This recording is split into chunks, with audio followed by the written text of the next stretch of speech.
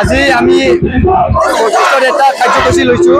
এইটো কাৰণটো হ'ল আমি যোৱা দিনত আমি এটা নিউজ পাইছোঁ যে আসাম কেবিনেটত 6টা জনজাতিক ST দিয়াটো এপ্ৰুভ হৈ গ'ল। আমি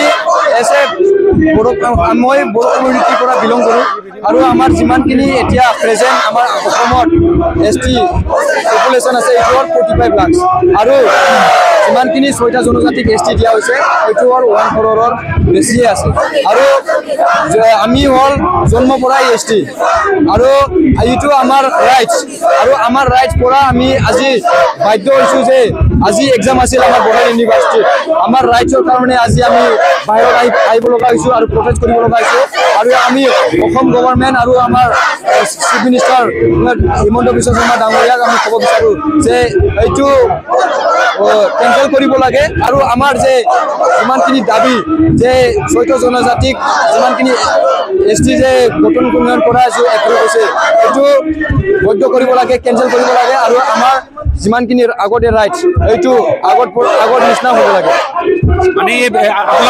আজি আমি আমাৰ বড়োলেণ্ড ইউনিভাৰ্চিটিৰ আণ্ডাৰত আৰু বড়োলেণ্ড ইউনিভাৰ্চিটিত PG 3rd ছেমিষ্টাৰৰ এক্সাম আছিল, কিন্তু আমি এই পৰীক্ষাটো আমি বাতিল কৰিছোঁ।